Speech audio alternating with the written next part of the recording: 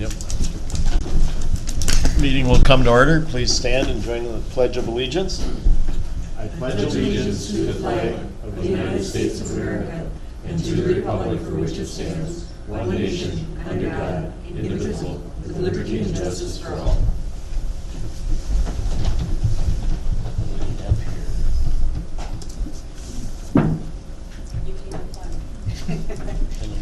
What that plugs into. Okay. The agenda, any changes? I'll make a motion to approve the agenda. Second. No questions? All in favor? Aye. Agenda's approved. Who just came in? Fred. Hi, Fred. Minutes. We have minutes from the last meeting. Any questions, corrections? No, they look good. I'll make a motion to approve the minutes. Second. Anybody? All in favor? Aye. Aye. Minutes are approved. Public comment, anybody? If not, we'll move on to Justin Conway.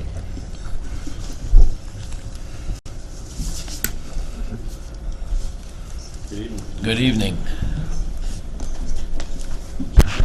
Items today. The first being the approval of CP 2017-04 for our shouldering contract. We had two bidders. The low bid came in with Dunn Blacktop with a total price of $199,666.90. That was 1.74% below the estimate. I'm just looking to award that contract today. Who was a low bidder? I Dunn didn't. Blacktop, which is a division of Matthew. The other bidder was Brewing Rock Products. Okay. I'll make a motion to approve that contract. Second. Any questions? All in favor? Aye. Opposed? Approved. Thank you. The second contract we're looking to approve was opened yesterday. That was a culvert out on County 27. We currently have just a 60-inch pipe in there right now, but it continually over top, so we're proposing a 14x5 box culvert to go in there. We let that contract yesterday. Nikon Constructors was the low bid on that with $136,396.81. We had four bids on that, and they were the low bid. It was actually 30.42% below our engineer's estimate. So, Hey, Justin, real quick, just out of curiosity, when they bid, does that include the culvert itself? I would assume, right? yeah, Yeah. that includes everything. Everything, yeah. Removal to install the tumulus pavement on this one, so everything's included on this project. Gotcha. And where is it located? I'm sorry. It'd be just about a mile southeast of Spring Grove. Hmm. Between Spring Grove and Hudson. So it's kind of fairly busy out there. Pretty busy road. We'd like to rather have that over top.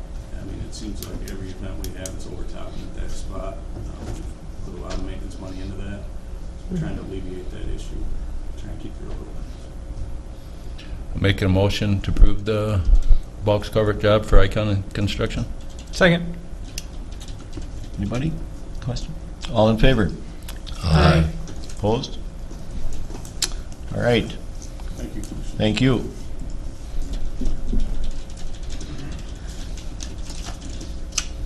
Tess. Good evening, Commissioners. Good evening. Has several staffing items to address tonight. The first one on the agenda starts with the assessor's office.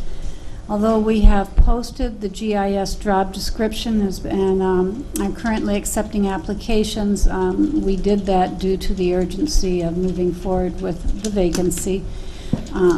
In the meantime, I shouldn't say in the meantime, we just did that last Friday. Okay.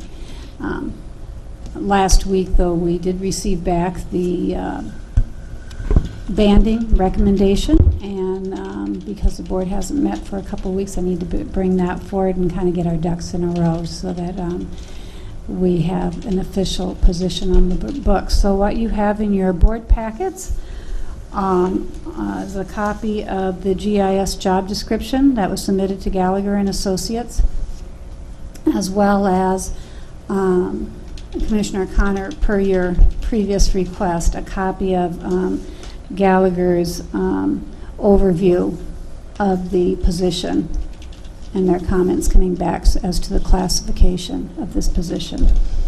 So with that, I am requesting or looking for a approval of the job description and banding recommendation of C42 by Gallagher and Associates. So moved. I'll Anybody second have it. Questions or comments?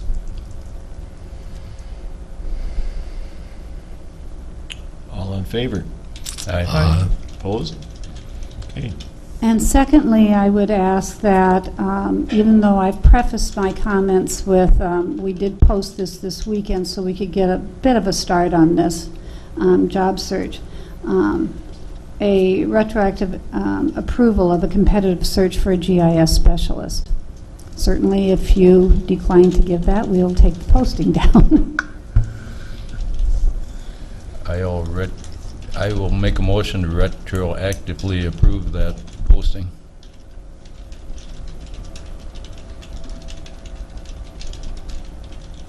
Second. Anybody? Question? All in favor? Aye. Opposed?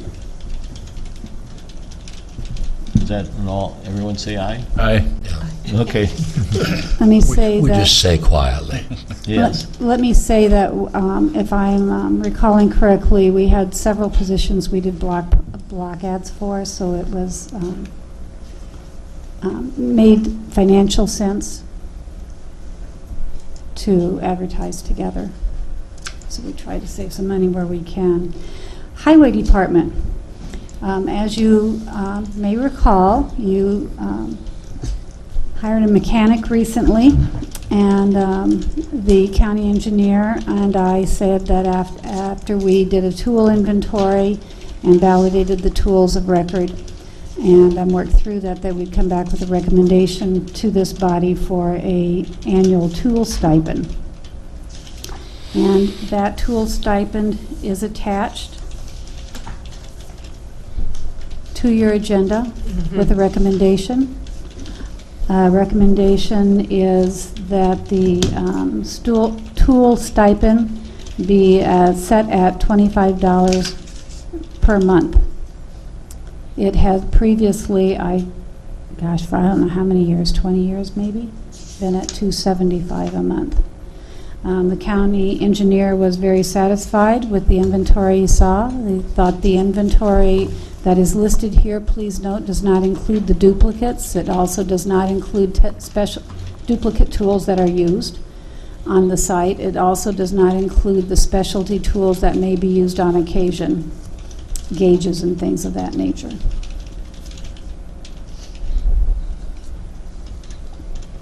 And it is, from my understanding, a common practice that mechanics come with their own tools. The mechanic then would be responsible for the replacement and upgrade of the tools based on this. Have we asked around if that number is high or low, or do we know where that sits? That number was simply, to answer your question directly, Commissioner, no, because we don't always have apples to apples, but the only benchmarking I did on this was what we'd previously paid. Here's my thoughts, discussion. In my other realm, job, doing aircraft mechanic stuff, we always had to bring our own tools, and we were not stipend. at $325 a month, you're looking at a little over $3,000, $3,500 a year. My entire toolbox with tools in it fully loaded was $11,000, which means every 3 years you could replace every tool I own. I'm only questioning if that's high because you don't replace a lot of box end wrenches, and I mean, I get that there are tools that do get broken, and I get that. I'm not saying we shouldn't, but I'm just saying at almost $3,500 a month, or at least over $3,000 a month, you can go through a year. Or I mean a year. Yeah, $3,500 a year, $300 a month. You can replace a lot of tools.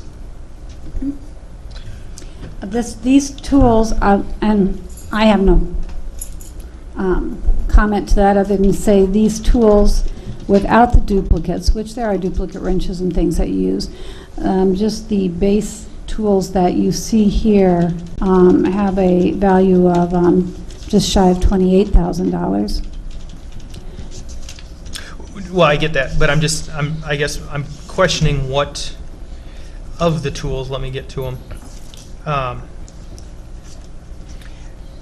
Of some of those tools, I guess my question is how much are they going to ever break? And a lot of those have lifetime warranties. When you look at Snap-on, Matco, Craftsman, you break it, it's replaced for free anyway. I And a lot of believe them are I listed see as that. Snap-on tools, Craftsman tools, another Snap-on. A lot of the DeWalt cordless stuff I get does go out. I get some of that stuff. Pliers, things like that will last literally almost a lifetime, and a lot of them Snap-on, again, lifetime warranties.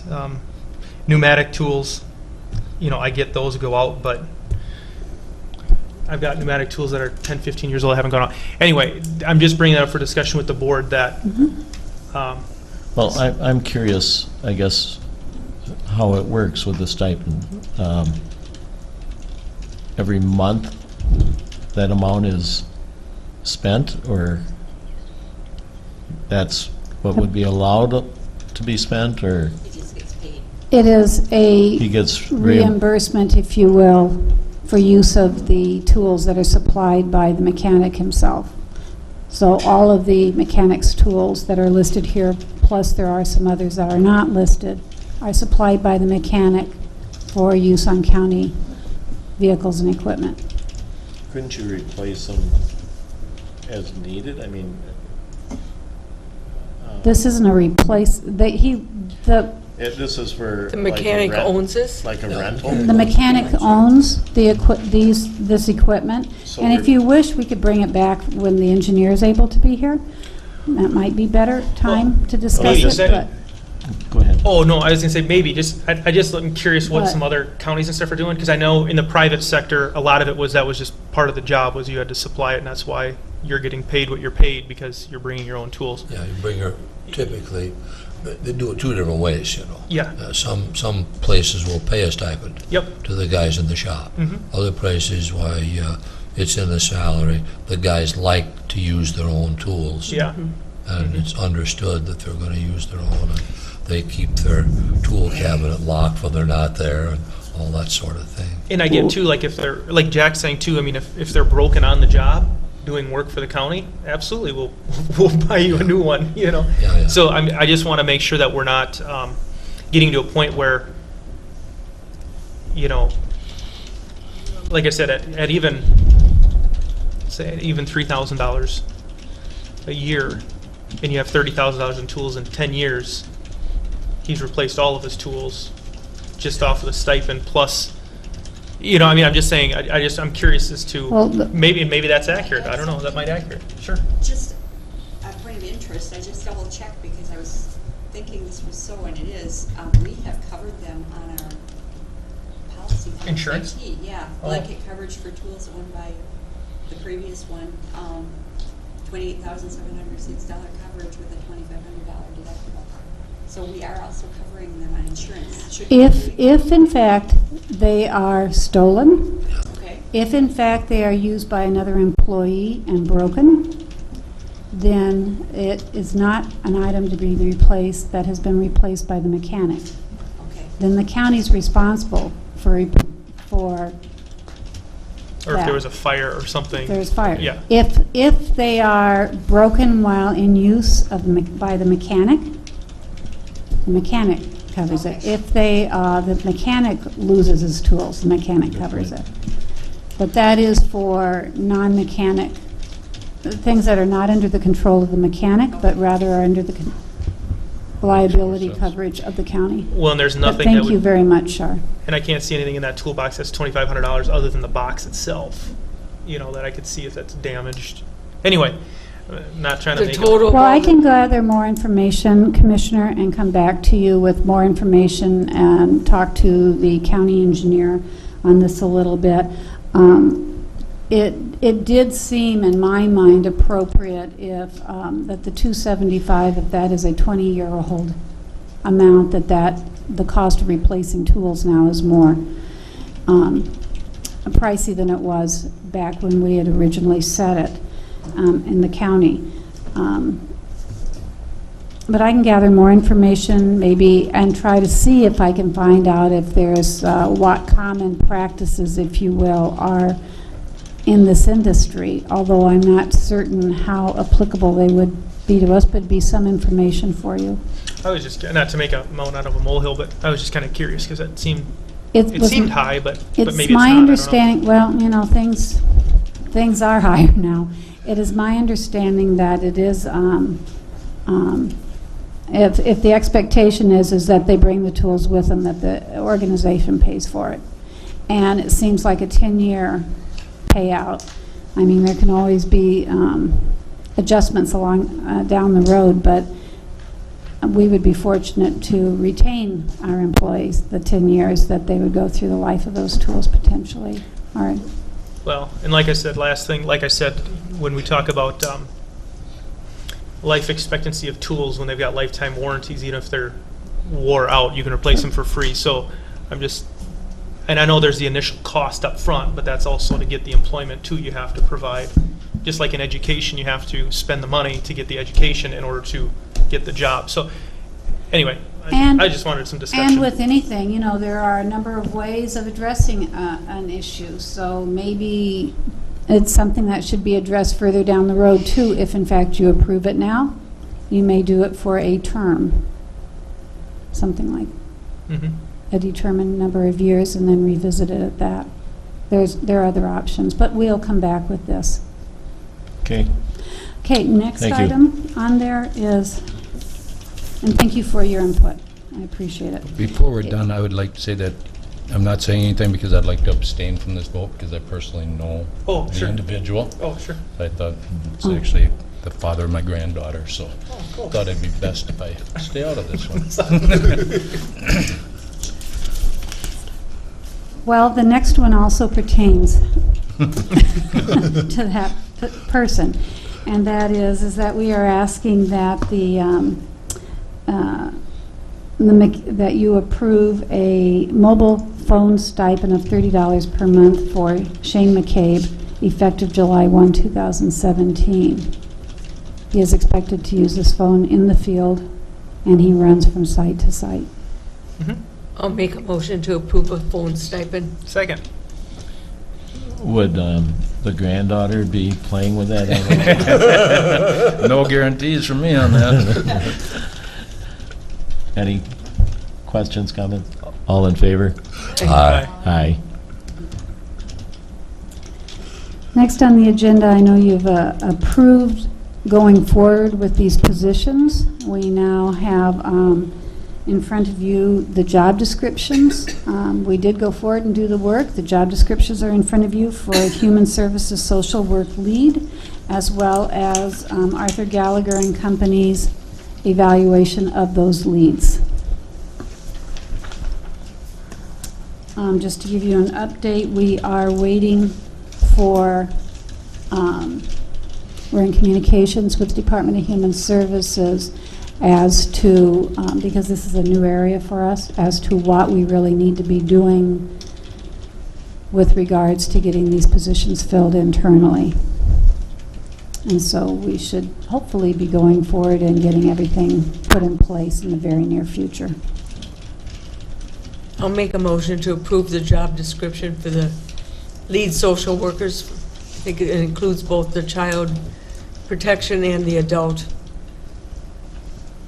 services too. I'll Correct, second that Children's motion. Services. Excuse me.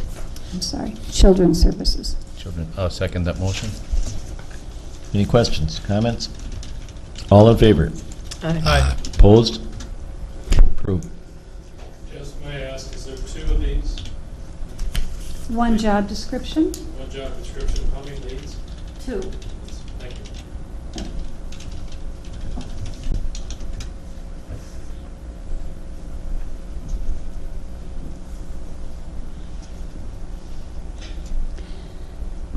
Sheriff's Office. We have 3 change of employment status. We have 3 individuals that will be soon successfully reaching the conclusion of their probationary period. I'd like to take them one by one. We're requesting the change of employment status of Tyler Fabian from probationary jailer dispatcher to regular status effective June 22nd. I'll make a motion to approve the change of employment status for Tyler Fabian to regular status. Second. All in favor? Aye. Opposed? I would add that this has come at the recommendation of the sheriff, by the way.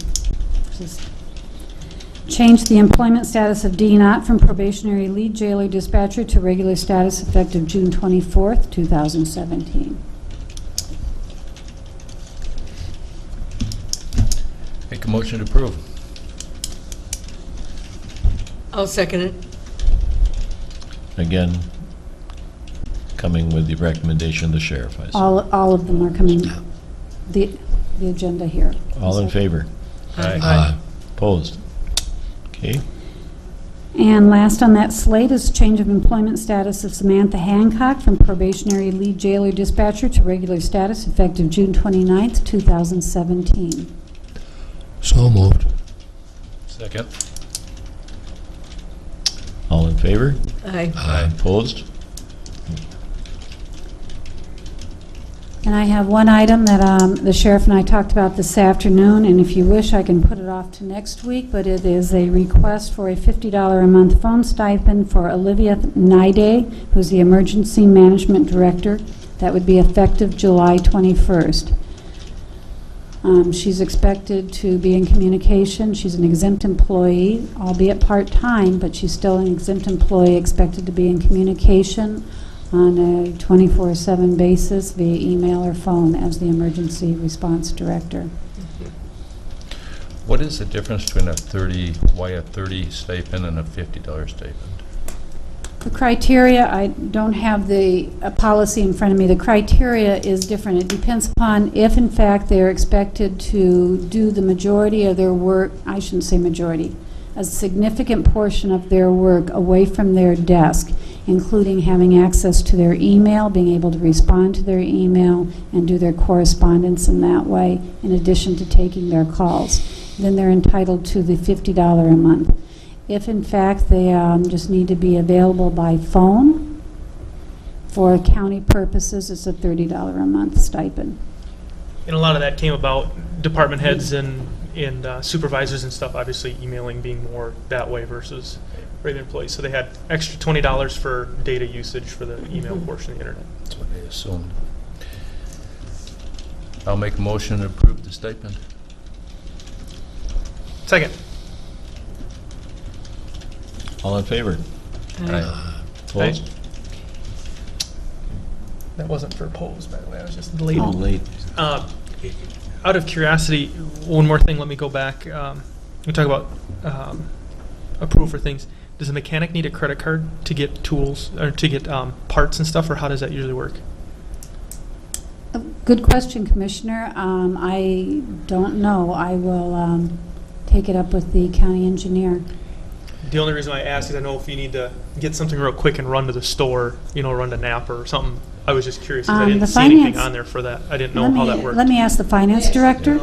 That's what I. Oh, okay. So we don't need to have accounts in all the places. Okay. So it's not really a needed item. Okay. All right, I was just curious why I didn't see it. Okay. Finance director handles all the credit cards. She knows all. Knows all.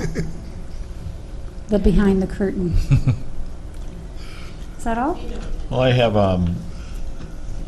just a comment, I guess. I'm not sure where this would fit in, but it's certainly personnel. So did you all receive the update from Mary Marshall? Yes. Sounded very positive to me. She gave us an update on our home health Oh, situation and how many have already accepted positions, and other information as to how that transition has been going very well. And so it was good to see. I was in communication with Director Marshall today regarding that, and putting together, we're going to be, we were checking with each other on dates so that for each individual, so that HR can start getting information out to them, but we need to customize it per the individual. But I think these folks have, Mary's done very well at putting together that job fair and helping folks Has that find happened other already? solutions. Has the job fair happened already? Yes. It did. Right away. It did, and there were 3 different vendors that showed up, and they each had about an hour, and I believe, I want to say 5 of the 7 home health aides showed up. And it was quite, I was there, it was quite informative to me as well. There were differences between each of them, you know, strengths, pros and cons, if you will. And they all had something a little different to offer. All right, thank you. There is a little bit of discomfort amongst some of the employees, but the one person that I know of that's uncomfortable with the situation did not come to the job fair. So, I don't know. Okay, thank you. Carol, you got 3 minutes, is that enough? That's enough. You received the May financial report, and probably the best place to look would be on page 8 on the trial balance. Going down through the funds, and you'll see, because we have our tax settlement entered, that we've replenished our cash balances, which is why we carry that amount to make sure that we can operate in the meantime. I guess what I'd probably say is that I've had contacts from a couple of departments regarding budget amendments, and I'm working through those. We have some additional revenue, and of course, at some point, probably depending on when, like, the social worker leads are done, that we'll be making a few more adjustments to the salary budgets. The only other thing is, we will be starting budgeting. I know we're working on, you know, maybe different approaches in that, but we really, once the June financials are out, the departments will all receive their budget worksheets as they have in prior years. The question that I have does regard salaries. We've always budgeted staff as is.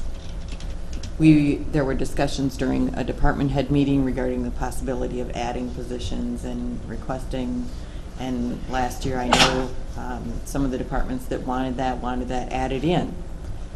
And that's not been our practice. So I want to know, are we budgeting staff as is, or adding in positions that departments are requesting?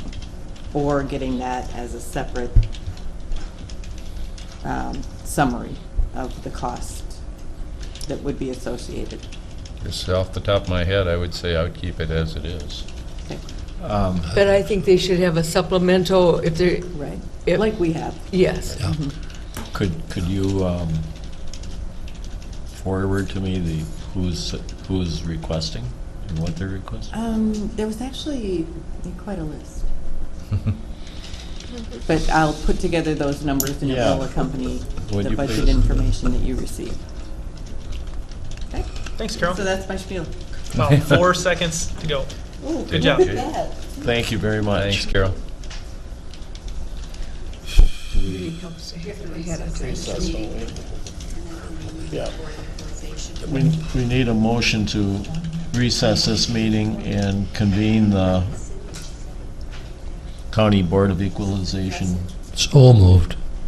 I'll second it. All in favor? Aye. I will now call the County Board of Equalization meeting to order. You may. Oh, yeah.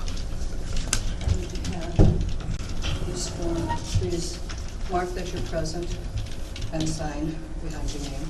Okay.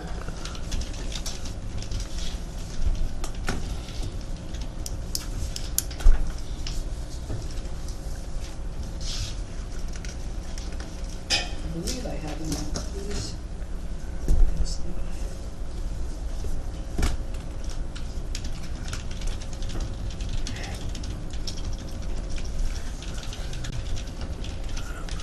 Pass those down. I appreciate it. See anybody here? Cindy? I don't see anyone, oh, I was gonna say you could maybe ask Carl to come out of hiding, because I don't see anyone here, so. Yeah, he just was making sure there was no one at the front door waiting to get in. Okay. Good evening, commissioners. Good evening. Auditors.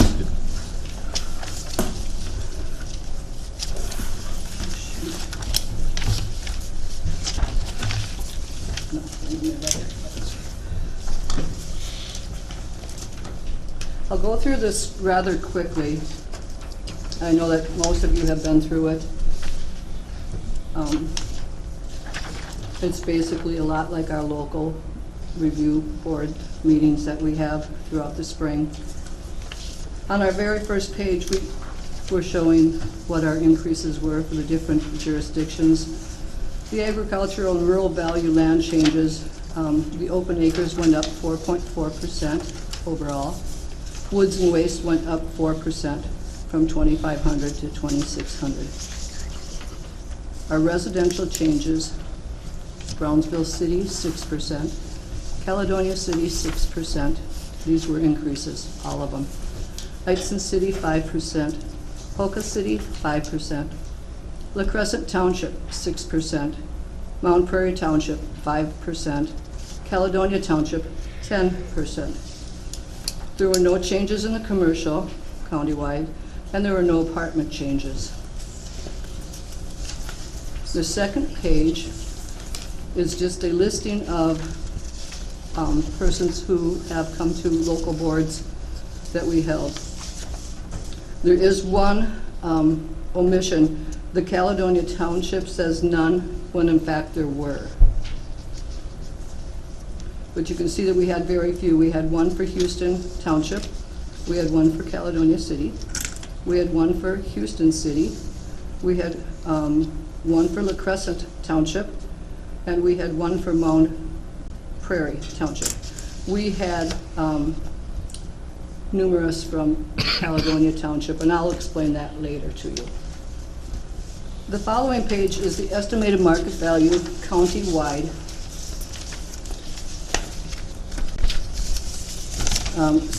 You can see that Brownsville has increased slightly, Caledonia has increased, Eitzen has barely increased from 2015 to 2017, as has Hoka. Houston has increased. Actually, that's a nice increase for Houston. They're finally starting to grow again. La Crescent City has increased well, and Spring Grove has decreased in value. The townships pretty much go, Black Hammer has decreased, Brownsville has decreased, Caledonia Township has decreased, Crooked Creek has increased, Hoka has increased, Houston has increased, Jefferson is pretty close to what it was, it's slightly increased. La Crescent Township has decreased, Mayville has decreased, Money Creek has slightly decreased since 2015 to 2017. Mount Prairie has increased, Sheldon has slightly increased, or decreased, I'm sorry. Spring Grove has decreased, Union has decreased, Wilmington has decreased, Winnebago has decreased, Yucatan has decreased. Overall, the county total has increased from $2,341,456,900 to $2,371,586,300.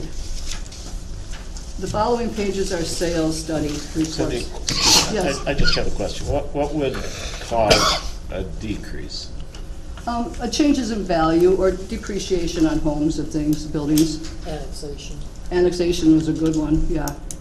La Crescent has had that. Houston City has annexed from Houston Township. Oh, okay, so if the township had properties annexed by La Crescent, then obviously they're... Right. And Houston had some too, like the elevator went from township to city, some homes went from township to city, so they decreased. Not all of these are annexation, obviously. Right. Yes. I'm surprised that La Crescent Township actually increased when they've had so many annexations. That's good. There was a 6% overall value increase also. Okay. So the two things happening there. And yes, new construction, although not as much as previous years. The following pages are sales studies, are what we call the arm's length transactions. They are where the buyer and the seller are both knowledgeable. It's been on the open market. Basically not sold to a family member, no change of use. And in Brownsville City, we've had 3. The median ratio, which means our value, estimated market value divided by the sales price, was 75.3 on the median one. In order to not receive an increase, that number needs to be between 90 and 105%. And you need to have 6 sales to have a good study. Brownsville had 3 sales, so then they revert back to a 5-year study. And if you look at the last 5 years, including this one, the average with the 2 100s brings it up to where they only needed the slight, I believe they had a 6% increase. So to read that 72,000 on the top one, 72,500 in the estimated market value of 125.3. So the 72.6 is basically 72.6% of the value that you thought it was going to be, correct? Okay, the 72.6 is our estimated market value, our value compared to what it's sold for. Yeah, So you're they- within 72% of what it sold for. Right. And you're saying it's got to be between 90 and 105. Exactly, Okay. exactly. The median sale. Sure. So say that bottom one Yep. would have been the median instead of the high end. Yep. Then it would have been within the range. Okay, I see. I see. Okay. So the median sale being the center one was 75.2. Okay. And then you went to a 5-year, Cindy, right? Right, if you don't have enough sales in the year, you can revert to a 5-year, which brings it into between the average then would be, they do it a whole different way of doing the 5-year study. So But we that don't brought see it the within. 5-year, I'm not seeing, it doesn't show the 5-year, No, it correct? doesn't, no. But that brought it close enough that we could do the 6% and get in there. Well, actually, when you look at it, 5 years would be 107.5, 106, 78.1, 97, and 75.2. It doesn't mean that the median, which would have been 80.7, would be it. It had to be higher than that to have only a 6% increase to get it within 90 to 105%. And these sales studies, I apologize, I was not the county assessor at the time that these were completed in September of last year, so I was not the one who actually derived these numbers, so I can't do more explaining on how they, at this point, because I did not do them. The next page is, 3 pages, I believe, is Caledonia, 2 pages is Caledonia City residential sales. They had a total of 45 sales. Their median ratio was 90.8. Boy. 6%, yeah, I had that written in one of these, I must have given it away. Yeah. Got my book. It pays the plan ahead. So they received a 6%, which brought them between 90 and 105%. And although it was really at 90.8%, when we look at the sales study, it ends in the last day of September. But before we do these final numbers in late March, we have those 3 months, October, November, December, January, February, March, to look at the trending. If trending appears to be increasing, rather than to sit at the 90.8, sometimes it's good to just bring it up a little instead of waiting another year and having to jump, maybe 2 jumps. You know, it's a little bit nicer for both parties. Nobody gets surprised on the tax end, and nobody gets, you know, on our end. So, just so I understand, so if your number's low, like say that median ratio is at 85, that's when you would increase your estimated market value for that next year by, would you just go to the 5% or you go what you feel you need to? We don't go to the 100%, we usually try and get it up into that range, 95. Okay, somewhere there. okay. However, when you're at the 84.7 that they were last year, that doesn't automatically say you have to have that increase of 10% to get close to 95. If you look at the 5-year study, you may be able You might be to, there. yeah, I see. alleviate that. So it's just basically the 5 years taking account for any spikes or troughs that might have happened in the market that particular year or two. Good. But I will emphasize that we are looking at Caledonia City. Chances are they had more than 5 or 6 sales last year, so chances are they did not go the 5-year study. Sure. Yep. Just to emphasize that. Yep. That is the only time you go to the 5-year study. Is When you cannot do a full, yeah. That I've ever been aware of, yes. Heights and City is the next one. They did have 6 sales, and they did have a median ratio of 93.1.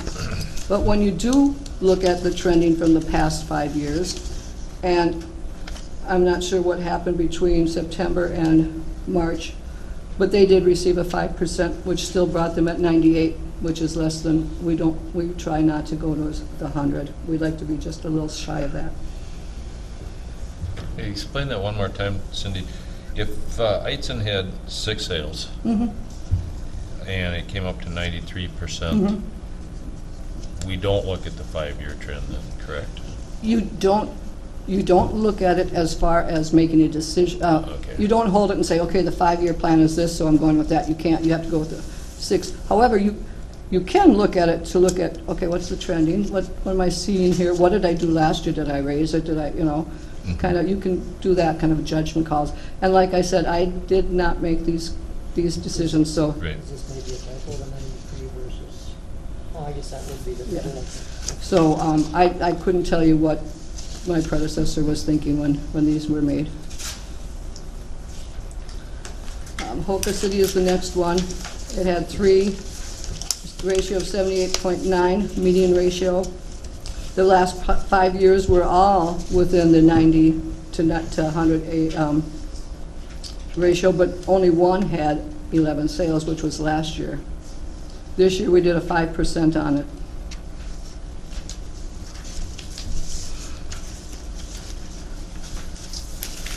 Houston City did not receive an increase this year. They had 17 sales. Our median ratio was 97.5, and Houston City's complete quintile reappraisal was completed last year. So it was felt that since they were completed last year, we're at 97.5 at 17 sales. That's about where we wanted it. And the last 5 years were 97.5, 96.4, 86.1, 109.8, 101.3. Houston City, for a while there, was yo-yoing, and we got it out of there. We'd give an increase, then we'd have to give a decrease, then we'd have to give an increase, then we had a decrease. And then it was reappraised and kind of moved back online. The following one is La Crescent City. The residential sales, this one is 3 pages. There were 77 sales. The median was 93.7. This one also was being reappraised last year, but La Crescent City can't be done in 1 year, so it's on the agenda to hopefully hopefully be completed this year. We are, we have a lot of things we have to do this year, so it's a real hope that we can continue to finish this one. But we did give them a 6% increase for the residentials. Yep. Look at your first page. Spring Grove City residential sales, there were 27, and it came in at a 90.8. They also received no increase. They received no increase? No, because last year they had 16 sales, we're at 106, 15 sales the year before at 86.3, 12 the year before at 90, 7 the year before at 90. So they've been well in the 90 range for the last 10 years. We're not well into, but into at least the 90-plus range in the last 10 years, except for that 1 year in 2004. So obviously, there's no always cut and dry answer. You don't follow the same. You have to really look into. Cindy, I was looking, are you talking Spring Grove now? Yeah, Okay, back to La Crescent for a minute. okay. Got a 6% increase? Oh, I don't believe there was an increase in the Crescent City. Well- That was where, because it was at 93.7. I thought I copied those correctly. Just give me a second to double check. I'm sorry, I apologize. I was looking at La Crescent Township. So City of La Crescent was 0. Yes, it was. No, I just didn't know if I should take another blood pressure pill in there. No, like I said, had I actually compiled this, I probably would have had a better handle on that. And thank you, Carl. Spring Grove City, like I said, 0% increase. Caledonia Township, there's where we had the 10% increase. We had a median ratio of 77% with 5 sales. Like I said, I will discuss Caledonia Township with you a little more once I finish this booklet. La Crescent Township received a 6% with 87 as their median ratio. They had 15 sales. Again, when you look at their history, they've been hovering right around the 90% for the last 10 years. That's another one that if we would, if you look at, like I said, the history, you can see that they're slightly under. We'd like to bring them up, but you really don't want to bring them up too high because they are bouncing back and forth on that. And Mount Prairie. So was it, what was the percentage for La Crescent Township? 6. 6. Mount Prairie received a 5%. They were at a median of 87.9 with 7 good sales. And that 5% brings them just over the 90% threshold. Following one is residential sales within the township that weren't previously mentioned. We had 17 sales, and these are townships without their own sales studies or 3-year or 5-year sales studies. So you can just see the Black Hammer is the 02 parcel numbers. 04 is Crooked Creek, 5 is Hoka, 6 is Houston, 12 is Sheldon, 13 is Spring Grove, 14 is Union, yeah, thank you, and 17 is Yucatan.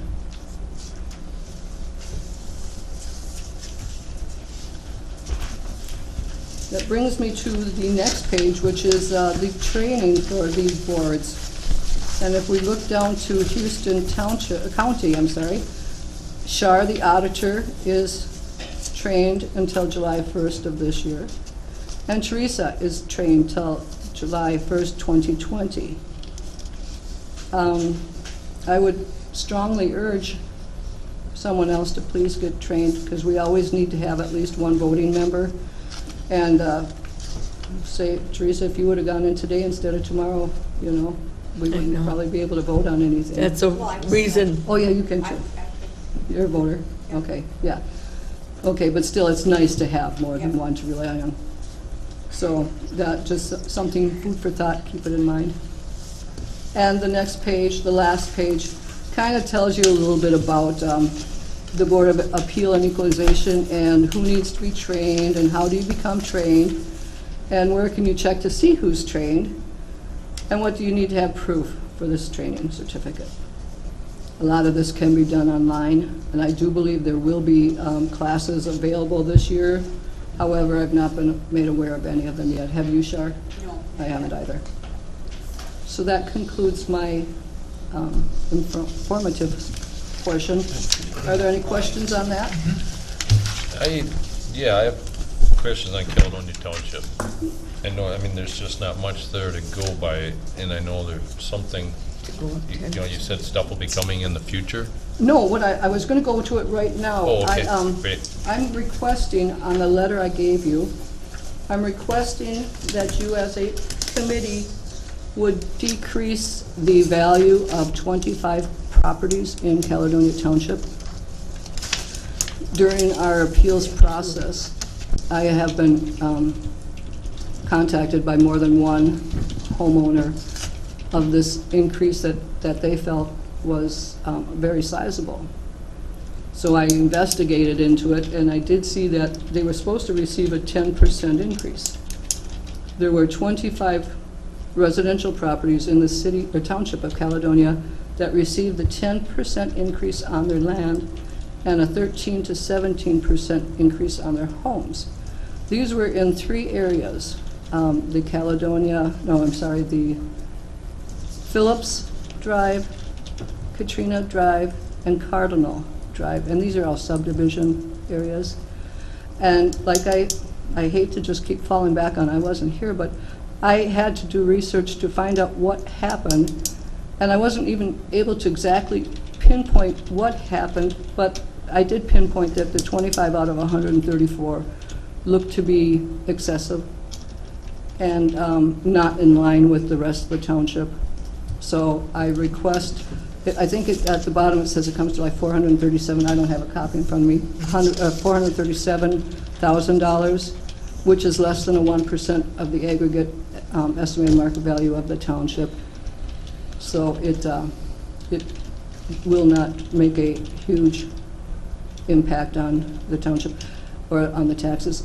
If it were over 1%, we would not be able to do anything as a group. So, but it is under, and I feel that it is in error. Some of these are some of the highest homes in the township, and to get a 17% increase on that, I didn't feel was what was intended. So it was a 17 plus a 10, Yeah. so it's Yeah. 27%. Well, not really 27 because the 10 was on a smaller amount, just the lot. Oh, just And a the, lot. and yeah, and the 17 was on the higher amount of the home. So it didn't, it averaged to be, some of them 15, some, but Mhm. I'm just looking at the house value I felt was erroneous. But I can't make that. They did have an open book, which was, they didn't have their own meeting. Had they had their own meeting, I could have brought this up at that time, but they didn't, so then it falls onto you. Is that unusual, Cindy? Do they usually have one? It's been, the trend in the last few years has been to, do we have that in the front? Yeah, on the front page, or the second page, we have listed the open book appeals.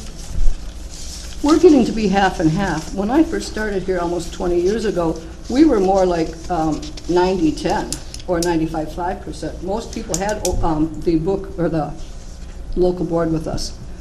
They're starting to get to be less. We also had a little bit of a quirk this year with the Department of Revenue. There were townships that were certified to have their local boards this year, and there was a letter sent out by the state that they had to return by a certain deadline in order to keep that for the year. Well, a lot of the townships overlooked that and missed that, and we weren't aware of it either. And we hadn't noticed it until after the notices were sent out in the paper. So we still went to those facilities. We still held our meetings. I didn't know of anybody who we needed to react on, except for Caledonia Township. They didn't have one planned. But the ones who had them planned, we still went through with them, we still, business as usual, and they still will get them back next year as long as they have somebody certified. And they were qualified, I'd like to mention that they were qualified up until not getting the letter back in time, which was kind of, I don't know why that law was ever made or rule was ever made, but it's been changed since then, if that answers your question.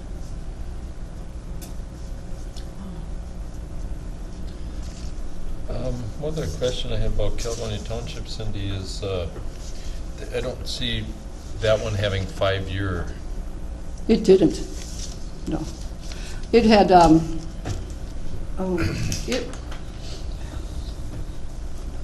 it received that, I believe that was a state. Was it Caledonia City and State order? Oh, no, here it is on page, no, Township, yeah, it's not on here. That was, I want to say it was a state mandate order, but I can't tell you that for sure. Did 10% increase the state mandate? I want to order? say that, but I can't back that 100% because, like I said, Does that happen? I mean, none Yes. of the other. If we don't bring our values between 90 and 100, our median sales value ratio between 90 and 105%, or if they feel we aren't bringing it in there enough, they can mandate a increase or decrease. It goes both ways. In But- Cindy's defense, this came right at the time when Tom was leaving. He was Yes. right in the middle of kind Right. of negotiating these with the Department of Revenue. Yeah. And the one day came and he was gone, and it was. And it came kind of- through, yeah. So it was I just kind of poor timing there. I wondering guess here there's no because good I time see for- 5 sales, which, from my understanding, then you would go to a 5-year, which I can't see. It could be that they didn't have a good sales either. I mean, like, maybe no good sales, I don't know. Yeah. You know, like I said, this was ended in the last year, and I don't have those. Yeah. But I still feel that these 25 properties, I should mention too that one of these 25 was not because of this. As I was going through, I saw a coding error, which if it had been coded correctly, and it's a 6-digit code, and every number means something different, so it's very easy to make a typo like that. Had it been corrected or correctly coded, they would not have received that increase either. So,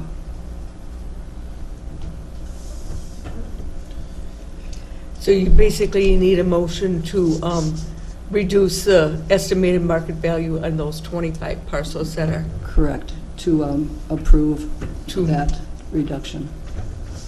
Is that what we're approving, is a reduction in the market value, or just a? In the value of the homes, to bring them down to that Okay. percentage. All right. I'll make that a motion. I'll second that. Any other discussion or questions? All in favor? Aye. Opposed? Are there any other questions for me? I don't think so. Thank you. Thanks very much. Thank you. Cindy, have you had a lot of people stopping in to talk to, that don't come to the meetings, that actually come right to you?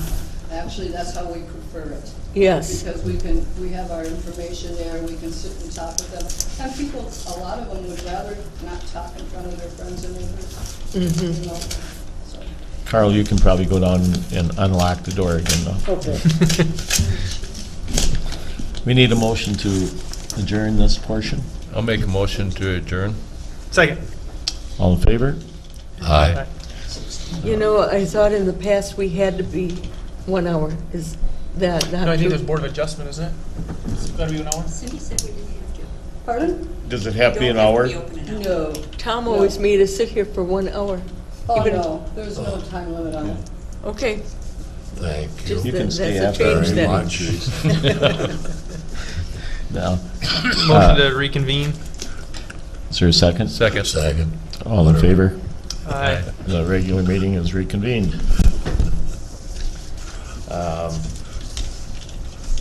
Action items, approved claims, human service, and license center disbursements.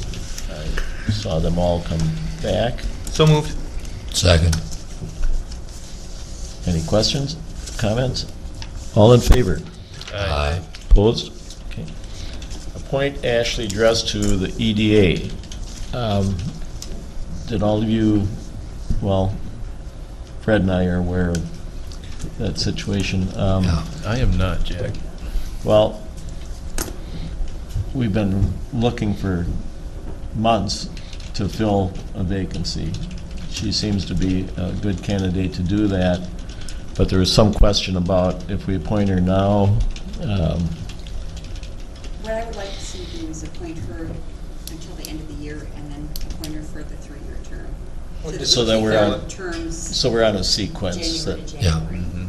if that's agreeable, and I know they've been looking for if people. nobody has any objections to her, she seems to be a very viable candidate. Yeah. What- Is she a business owner or? She's a Librarian. librarian in Caledonia. Oh, okay. I would move that we appoint Ashley to the EDA for the rest of this year. Second. Okay, all in favor? Aye. Opposed? Very good. Approve county credit card for emergency management director Olivia. Oh, we've done that. Yeah. Oh, we approved the phone. Oh, that's We full, haven't, sorry. we haven't done the credit card I'll yet. make a motion to approve the credit card for the emergency management director, Olivia Nede. Second. Questions? All in favor? Aye. Opposed? Approved. Consent agenda.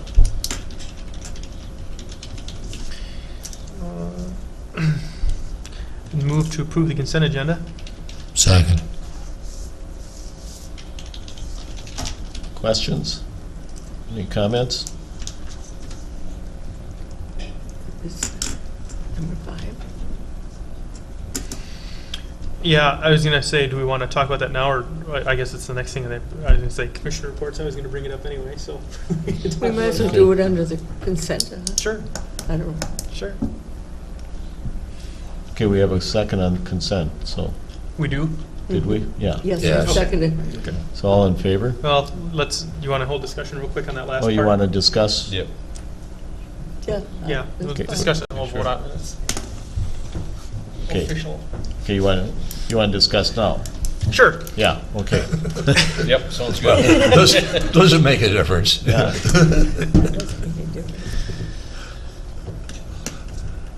So, okay, surveyor, I had a conversation with the county surveyor last night.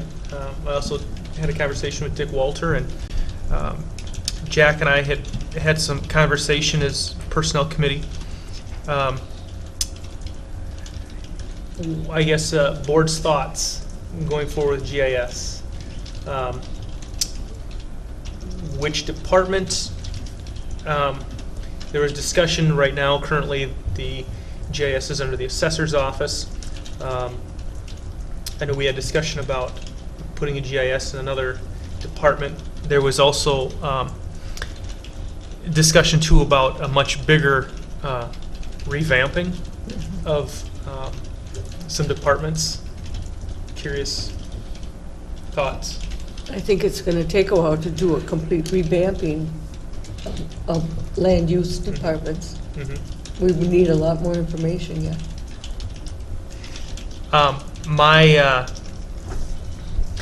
My initial thought, as far as GIS goes, knowing a little bit about the GIS and the surveyor and what they do and coincide, I guess I personally feel it's more appropriate to have GIS under surveyor than under the assessor's office. There's been talk having the GIS everywhere from in the zoning office to the sheriff's office. I guess my initial thought would be the surveyor's office if we're going forward and doing a revamping of the whole, I guess we'll call it land use department. including assessor, surveyor, GIS, planning and zoning, all that kind of stuff.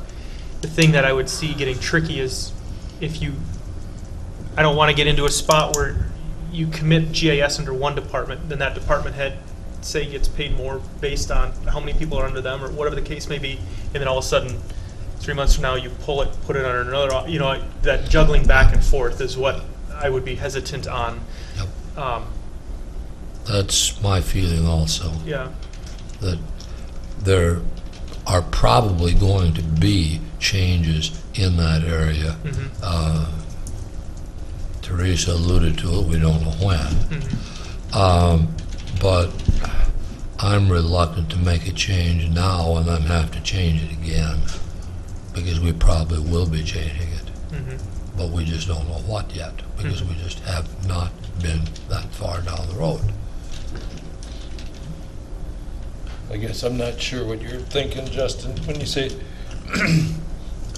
change it again. Are we looking at changing it Good point. where to start with? Okay, so I'm totally just throwing this out there, so open discussion. There's been talk for a little while about having a land use department, okay, including all the offices we stated earlier. Yep. And Tess, correct me if I'm wrong, but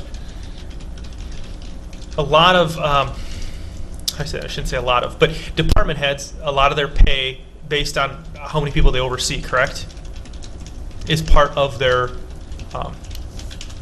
banding, right? Their job description, how many people they oversee, if they oversee it. Because that's why we came into an issue with the surveyor's office originally. The surveyor position and the county the surveyor position and the GIS position are somewhat similarly banded currently. We would have to submit the job description of whoever's the supervisor, then up to the Gallagher and Associates to determine whether or not this would be a significant change in responsibilities, which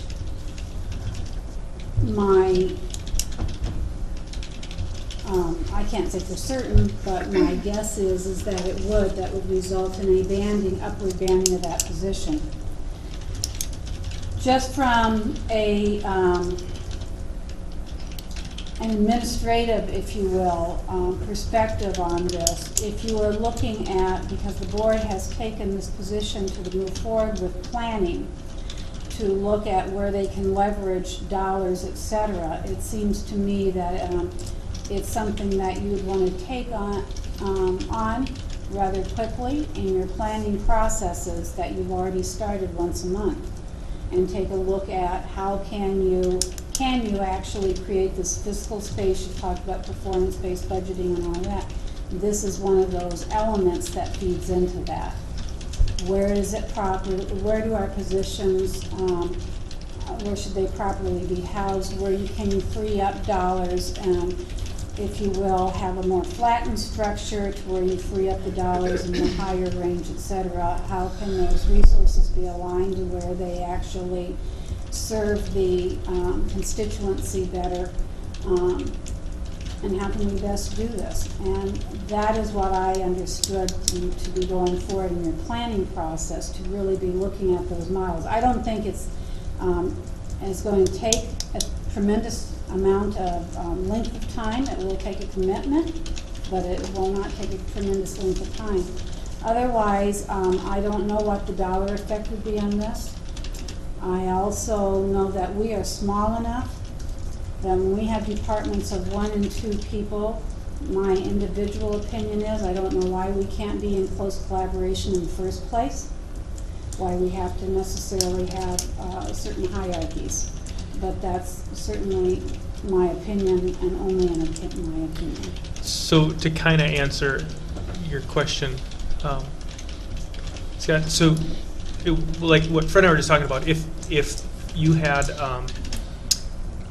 an individual go underneath another department head and it happened to boost that department head's pay because now they're overseeing more people, and then say down the road we said, okay, we're going to have a land use department and have one department head like overseeing that, but then having underneath that, you'd have surveyor's office, you'd have assessor's office, you'd have GIS, all that. Well, now, that would all restructure everybody's pay based on who's overseeing who. So it was more or less, are you having to change it twice was the Right. question. Does that kind of make sense? Yeah, sometimes? I'm just looking at it both ways, having to change it twice if we don't put it in the right place now. That's right, Then that's right. Mhm.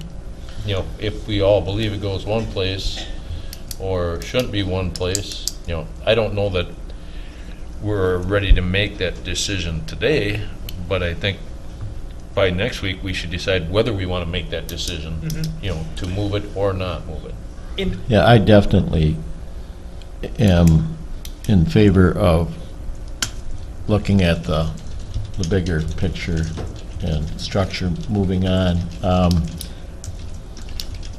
And I don't want to be too curt about this, but I mean, GIS has been here for how many years, and it's reported to the assessor's office. There hasn't been, I drove in today and the courthouse is here, and, all the buildings are standing, and, it's not like we're having this huge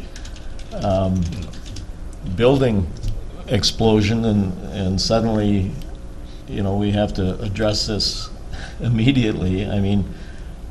We have advertised for a GIS person right now. Calls are coming in to Cindy if necessary, is that correct?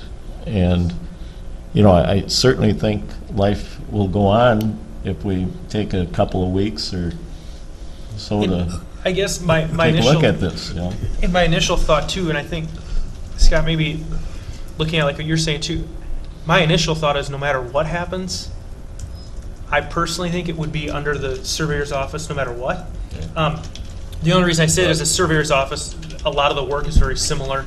Obviously, our surveyor has experience in GIS and would oversee it. So even if you did move into a bigger umbrella, I would assume initially it'd be the surveyor's office, and then a sub of the surveyor's office would be the GIS, since it's only a one-person department anyway. Right. Those two kind of being tied together. But, food for thought, we should think about it. Right. Well, the planning that we did a week, or, 2 weeks, have we scheduled, or did we talk about when we're going to? You do it the first First Tuesday of each month. of every month. Okay, so Maybe we should put that on the top of our agenda is. I think so. Let's, There are let's, some process tools to help us move through processes that I'm looking at that can help you see where all of these moving parts work together, where you might have opportunities for dollar savings so that you can push them elsewhere, where we have other potential retirements that have been communicated to us coming forth. There are a lot of moving parts. It's not, I don't think, as like one thing. I think it can be a great business strategy that you're looking at, how you go forth with delivering services. well, I like, Should all be considered. yeah, I like Scott's And it suggestion. may result in the same thing you're talking about. I just don't think you have Okay. that opportunity for analysis yet. Yeah. I like Scott's suggestion. Put it on the top of the agenda for the next planning meeting, the first meeting of the month. Right. Yeah. I think that's one of most of our major goals is to, of restructuring, if there's any restructuring, would be land use. So let's, maybe Yeah. tackle that and see how we can do with that, and see if we can get that done in a decent enough, quick enough fashion. I just don't like the idea of hiring somebody into one department and then switching them around. Yeah, me Either too. the same way, either way. You could be switching, but I do believe, my belief is the same as yours, that it belongs with the survey, that they could just be survey GIS, That's my background too, is that they go together, but I would like to talk to a few more people before that too. Okay. Is that okay? Anybody else Yeah. discuss? Now, does that mean we need to change, do we need to amend the motion? Yes, was just placing a file. Yeah, okay, very good, thank you. All right, discussion items. Commissioners' reports, comments, Fred? Okay, You're digging so deep there now. I'm digging deep here. I have one copy of this for each board member, and I will read through it a little bit, and if the press wants a copy of it, why, I hope we have a copy machine around that can get you what you need. I'm talking about the Agricultural Society building project at this point. And when that project started, it's probably a year and a half, maybe 2 years ago now, the original impetus for that project was the sheep barn was in terrible shape and has been torn down because it simply wasn't safe anymore. And the hog building isn't in very good shape. That's been there for probably 50 years, or pretty close to it. And that, at that point, was what was going to be done, was to replace the sheep building, the hog building, and an area for goats, and that was going to be it. Well, that's been changed. And all of a sudden, we have, over time, not all of a sudden, over several months, we've developed a plan for a building about 76 feet wide and 360 feet long to house dairy, along with dairy and probably some beef, along with the aforementioned species. Well, we talked about it maybe 6 months ago in a Fair Board Building Committee meeting that this might create some problems with codes. Well, there are some problems with codes. At that time, I called the state office myself and tried to get some information out of those folks. And since I wasn't a contractor or a builder, they really weren't very forthcoming. I was not apparently bright enough to be worth their trouble or whatever. But anyway, here we have now the situation where the state is telling us that since that building is that big, we have to have either a sprinkler system, which is, I've heard estimates of $75,000 to $90,000 additional cost, or we have to have firewalls within the building, or we have to have 3 separate buildings.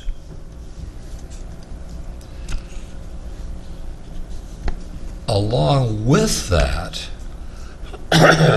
comes the problem that one individual, and I reported this to the board some months ago, one individual was committed to donating all of the materials for the building project. Well, there was a little communication gap there between the building committee and that individual.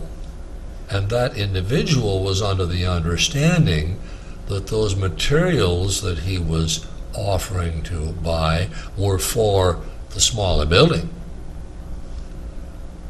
which would obligate him to an expenditure of somewhere around $60,000 to $75,000. Well, now we're talking about a building project without the sprinkler system of somewhere in the vicinity of $400,000 to $500,000 total, and a material cost of just general vicinity $250,000. Well, the communication gap got resolved, folks, and it's not going to be a donation that large. So what you see in front of you reflects those realities, and I guess I'll ask if there's any questions at this point. We talked about this a little bit, Fred, at EDA, and I guess I brought up at the time, there's not a lot of funding sources when, I mean, it's not like the fair is turning this huge profit every year and then No. saving it for the future, because the future seems to be every year. And that would be my question is, how deep do you want to, how deep are the pockets? And if they're not very deep, how much do you want to Well, forge ahead? the fair board at this point, well, they have a fundraising committee for this project. That group is hoping that they can raise that amount of money from people that will give the fair eventually that kind of money. It makes it obviously considerably more difficult when they thought they had a commitment for close to half the project cost, and there was a communication problem and they don't have that commitment. Well, you know, I'd like to see it happen. I'm just wouldn't like to see it jeopardize the whole thing by not having a solid. Well, at this point, the building committee met a week ago on Sunday evening, and the fair board met the same night. And they are talking about, as you can read here, splitting it into 3 portions. Now, whether some of that can be logically done consecutively, I don't know the answer to that. I would hope so, because the fair really does need to do something about the hog building, and of course the sheep building. We had a rather unfortunate experience last year at the fair where the sheep tent went down because of the rain.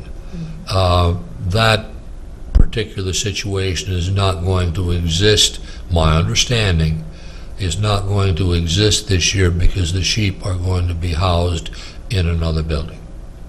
So they won't be having a tent for that. So that's not going to be a concern. But this entire building project is being revised. So that It's my understanding that, they can do 3 buildings or whatever they work out. Our issue, I thought, was just the lease. They That's wanted right. to extend the lease agreement. Which I'm leading to. Oh, I'm sorry. Okay, that's fine. It's time to get there, but I just stopped for Okay. questions. Okay. The lease arrangement, when they're talking about, people contributing substantial amounts of money, and in effect, they have, at this point, a 2-year lease, because the lease is up 2019. So then we started the process of negotiating a new lease, and Tess has written up a draft agreement, and the Fair Board's attorney has also looked at that, and I went to the Fair Board people on Monday, and got their input and got their attorney's input, took it back to Tess, and there were no real deal breaker type issues in there at all. we as a board have to think about one thing in particular. The draft lease was written with a 20-year time on it, and the fair people are asking for a 50-year lease because the building they were talking about building is a building that theoretically is going to, warranted for in a way, for 50 years. So they would like to see a 50-year lease. And So that's do really, we put that on hold, Fred, till they decide what they're doing building-wise, or they're still asking for a 50-year lease, not knowing what they're gonna do building-wise? at this point, you make a real good point, and they've got 2 years on that lease yet anyway. The other decision is very minor. Do we want to start that lease, the new lease, at the end of the 2 years, or do we want to start it now? And the leases are basically the same, so whatever the board's pleasure is on that. But I don't think, we don't have to make, and obviously because it's on this part of the agenda, we're obviously not being asked to make any decision tonight. Okay. But just so you Informational. know, Yeah, okay, let's Does see. Attorney Yount have any input as far as the length of time? It seems like that's our biggest question, 20 years or 50, right? Well, and I had extensive discussions with Tess about this as another one of these things that was concerning to me as far as it's been a while since this was taken a look at, and the length of time, as you indicated, Commissioner Walter. Really what it is I don't have it in front of me, but if we're going to get into something like this, we want to see how we get on, or what would cause us to get on, Okay. what control we have over that. And give me our position in this matter, we would be able to. Sam, I really can't hear you very well if you don't. Oh, yeah, the mic. If you don't use the mic.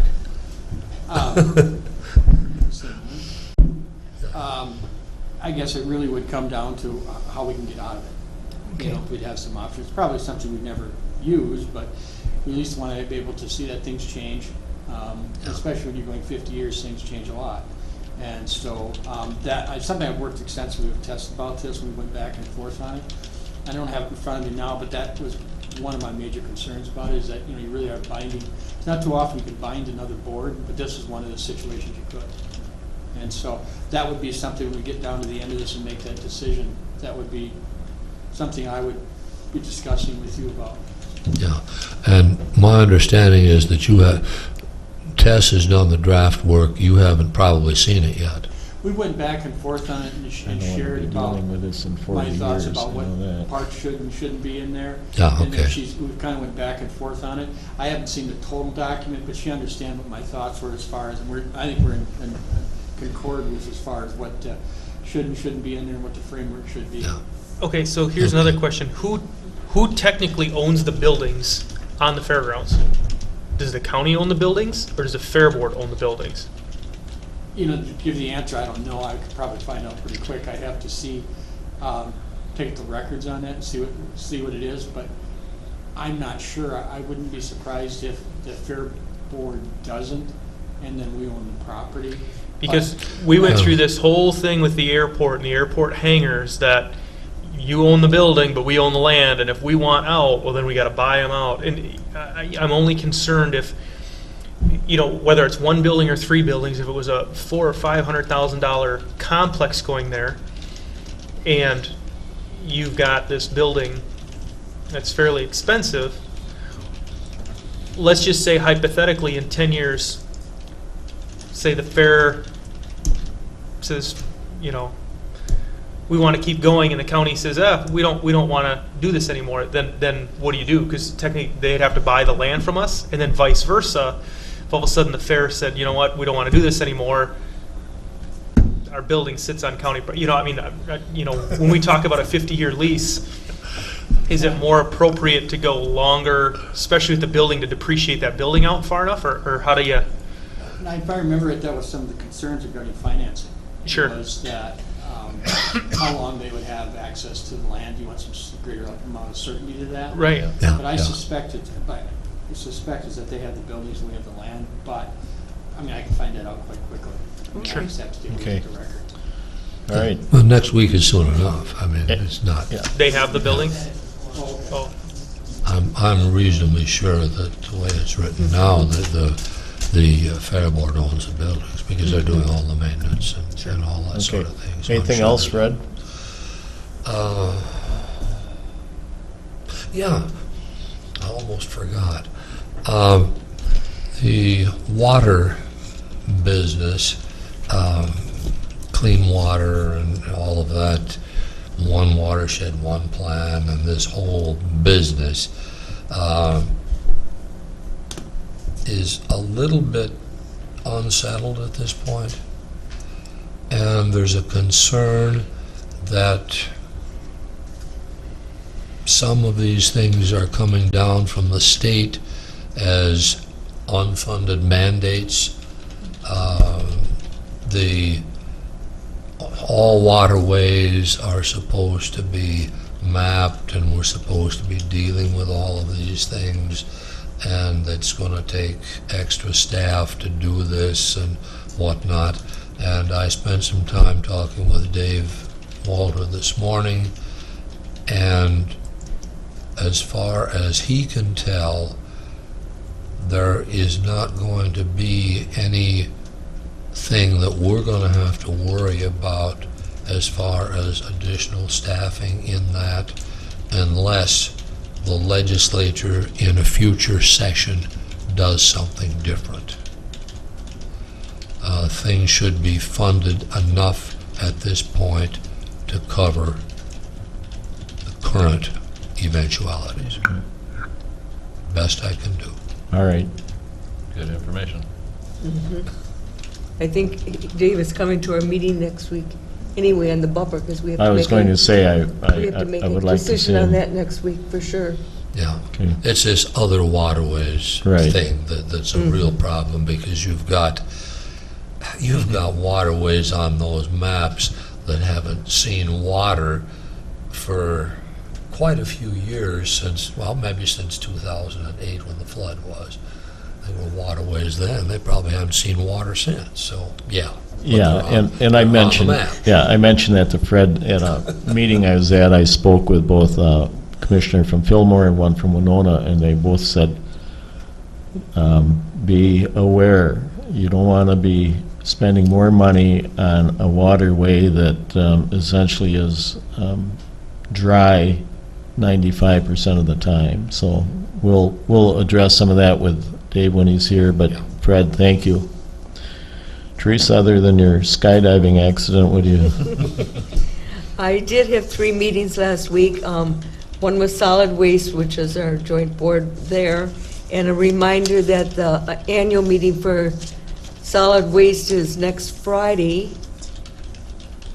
and I cannot attend it. Actually, it's the 23rd, so, but I think everybody knew that already, so. I did let them know that because they needed a count, but. And I had workforce development up in Rochester, and they too are working on funding and working with our Workforce Investment Board and the Workforce Development Board together. And actually, they have a new member, and it's on that board, and it's John Puglisa. So he'll be real good for us to represent workforce funding for our people. And I also had EMS. The legislator did not put in their bill any funding, any increase in funding for any of the EMS regions, but they are also looking for EMS regions to look for what they're going to do with burn patients, because we only have 2 regional burn centers. One's in Chicago and one's in Omaha, and they only have so many beds. And so now they're trying to get more local places that will be able to take burn victims and treat them correctly until beds open in the regional ones. There are, again, more mandates that are going to be coming down with no funding just yet. But Fred, you look, I thought that the Ramsey County medical complex, They can just only take- away, just off the Capitol grounds. Well, there I can tell you was from a burn experience, there center. is Very a burn few. center there. There is? I've been there for 2 weeks. There is one there. There is, I don't know if But it's there's big a enough. there's only 18 beds in it or something like that? Yeah, it's a or- small wing. It's a very small amount. At Regions. Okay, so there is something there. And there's one in But- Cedar Falls or Cedar Rapids, Iowa. It has Another another one, but that's small one. I don't think they're large or, Mm-mm. if it's serious, I don't know how much they can Extensive it handle. is. I don't know. Anyway, that's part of their discussion. And But you're right, that's Fred. Basically, yeah. Well, we have places where we can send burn victims, but usually it's getting harder with more explosions and incidents going on that they need places for burn victims, specialized. And that's, those were my 3 meetings last week. Teresa, Scott? do we need somebody to cover that landfill meeting on the 23rd? Jack, were you going to that one? Did you mention or some? I thought there were a couple people interested in that annual meeting, I had That's- mentioned it. What's the date again? the 23rd, 23rd. which is this week, this Friday. Yeah, this Friday.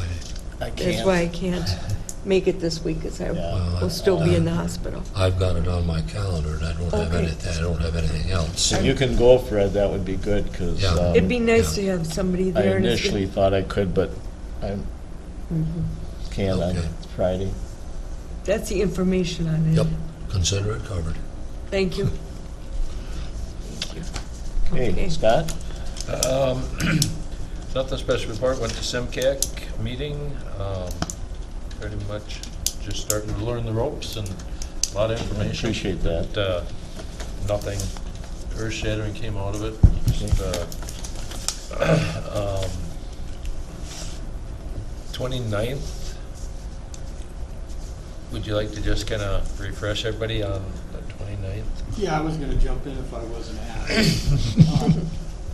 There's going to be a presentation at the basement of the Criminal Justice Center on the 29th from noon to 1. It has to do with, it's truly an explosion of mental health cases here in Houston County. I had Darlene Larson, the court administrator, run some numbers for one-judge counties, Wabasha, Fillmore County, Dodge County, how many, what I'll call mental health cases that they are experiencing, and was for a 1-year period from mid-May of this year to last year. And they average 8, 9, 10 cases a year, and we have 33 at this point. And it's just, it's reason why, one of the reasons I've been at the board so much is because I'm forced to cover and cover trials and stuff for other attorneys in my office, and it's just really, and those are, you know, human services is your most expensive budget, and these are the most expensive people of that most expensive budget. And it's not just all people that are out of our county. Our population is, you know, has this in it, and it's something that we seem to be a large county. We have a small population, but a lot of our people, even though they may qualify for services, they have to get access to them. And if you're in Eitzen or wherever you're at here in our large county and you don't have a driver's license or you don't have the ability to get access to those services, a lot of times what's happening is they're getting access to emergency means.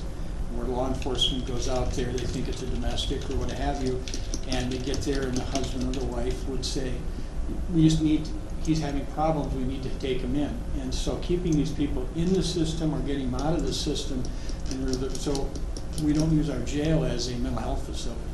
And it's really, what we're having at this thing on the 29th is persons from Olmsted County will be coming down, from law enforcement, human services. They have what's called, and other counties have what's called a jail social worker. And so when these things come in, how we get them in the right track in our jail, out of our jail, also situations where the officers can be trained so that when they go to, they can do a peace officer hold and they take them to St. Mary's or to Winona County, that they are taken into, the officers can say exactly the symptoms and they can tell the people at the emergency room so that the people are getting the treatment that they need. And so we're seeing a lot of that, and it's hopeful that with some of this working group that we put together with the Criminal Justice Coordinating Committee, and Commissioner Connors on it, to address some of this, because it's really becoming, there's a lot of collateral effects to the county here on this. And it's something we need to take a look at and see if there are things that we can do to be more efficient on this, so we're not in a crisis mode all the time. I had one the other day that in the middle of our court calendar, trooper calls in and says, hey, this person is doing these symptoms. And so you have to drop everything and go deal with this and make sure we have enough people from Human Services that are calling ahead to the hospital, make sure the hospital understands what they need to do, and then as far as where do we place this person, are there beds available? And it's important, not only the financial aspect, but these are the type of things too that are liability issues, that if they're in our jail and they're harming themselves, or the idea that we have to spend extra funds to keep track of these people in our jail and make sure we're monitoring them, that if we're not saying at the right time when they go to the emergency room their symptoms are being exhibited and how that they should be held for treatment, they'll go back to the jail and then it'll get worse because they don't have their medications, and then we take them back again. And so it's one of these things that we're trying to get better at and get some information from other counties how they're dealing with it, so we can be more efficient on this. We'll also meet the obligations of our citizens. So it's important. I don't put these together too often, ask this too much, but this is something that I think you're going to see upcoming in your budget stuff. It's something I'm working collaboratively with the sheriff, Human Services, the courts, Department of Corrections, to come together with a solution. It's efficient, but yet also meets the needs of our citizens. Is this similar to the meeting that we just had a couple weeks ago? It's similar to that, is that one there was from the Central Pre-Admission that coordinates for placement of all these people. And as you attended that meeting, know that it's quite complex. It's a discrete area of the law. And there are really tight timelines on these things. And again, it goes to the liability issues. But this is a little bit different in that that's the end of the pipeline, and how they come into the pipeline, into our system, and how we can identify some of these people and get them services. Because a lot of them, if you're an adult, 90% of adult mental health services are voluntary. And how to get access to these people services, and then certain ones that maybe don't need our services, and to identify that, because we're asking our law enforcement to be mental health workers and social workers, and if we're going to ask them to do that, we need to have some training effects so they can do that job in the best way they can. So thank you. Thank you. The only other thing I had was went to a jail reuse study, and out of that, I asked Eric, did you make those? Right behind you, Jeff. Right behind me? Always look under their seats. They're big. Just what area we had at the jail, what the county actually owns. And the side street on the north side of the jail is county property. And just one of the hardest things with anything he came up with was parking. Right. You know, and possibly garage space, anything like that. So I asked him. We talked about that at EDA too. The parking is a real issue. But we do own, I haven't looked at this, but evidently 55 feet north of the old jail, yes. So it does give us some land that's really only being used to kind of partially drive through. And it's an old entrance to the old buildings and stuff. That's really, but there is more land there than maybe we're considering for certain possibilities. So he just made me a copy and got one for each of you. So I'll hand those out when we're done. All right. Because they're awful big right now to make a mess of. Yeah, thank you. Thanks, Eric. I had two things, but they were taken care of, because I was going to talk about, obviously, the GIS position, one watershed, one plan, but that was covered, so I guess that'll be quick. Okay. I was at the emergency radio or communications board after 9/11, the government came up with the idea to make sure everybody was connected of an emergency system. So they're coming out with FirstNet, which would be public safety nationally, with a contract awarded to AT&T to provide a 25-year contract. The counties are not required to change from the current carrier, and FirstNet would only be accessible to government entities. It's a wait to see what the governor will do, whether he'll approve or not. It creates some questions as to if you're with Verizon, well, obviously if AT&T has a contract, they're going to want to push AT&T, and then what will Verizon do? And you don't want, if you don't change, you don't want AT&T on one side, listening to this Verizon phone on one. So it's a wait and see. The first thing is to see whether the governor approves it for the state of Minnesota or not. Carol, question for you. I just made a note. Oh, and the other thing in conjunction with that is that the last couple of meetings, we haven't had anybody from the sheriff's office that has attended, so I want to sit down with the sheriff and get his feeling and input on where we're at now and how he perceives this. 2016 county audit needs to be sent to the Emergency Communications Board. Are you aware of that, or okay, want to get that sent tonight yet? Then Is this to Judy Ingerby? yeah. Yes. She'd be the contact person, yeah. You might want to just call her and double check on it. The other thing was we had an EDA meeting, and we had some good things going on in Spring Grove. There's a new distillery. Is that? Yeah. And it looks like they're moving ahead with what would be needed for Spring Grove Pop to eventually build their new building. Yeah, the addition to the sewer system is going to happen so that they can put their building out there and have their factory out there eventually. Right. And the distillery has an open house this coming weekend. I don't remember the hours, but Okay. just in case you're interested. Good. Tasting room, Do they have root beer? whatever. And then, as you've probably seen in Caledonia, the old Quick Trip is going up for that business.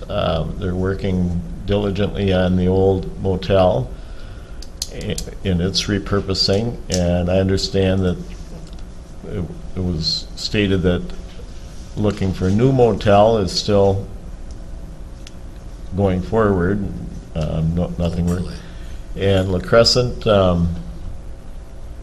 the event center down by the Legion, that still being planned, but it's not going to happen quickly.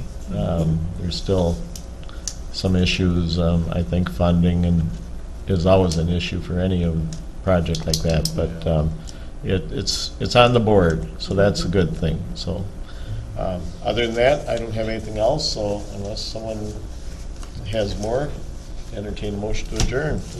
Well, the airport funding, Closing public comment. Oh, I'm sorry. Well- Thank you. Go ahead, Justin. no, that airport funding thing is just gonna be null and void, I'm taking it. That's how I understood it. Yeah. From the letter, yeah. Okay. Oh, yeah, I'm sorry, I skipped, they don't want it, no? Not needed. They found other funding. Okay. All right, closing public comment, anyone? Okay, Motion to adjourn. Second. all in favor? Aye.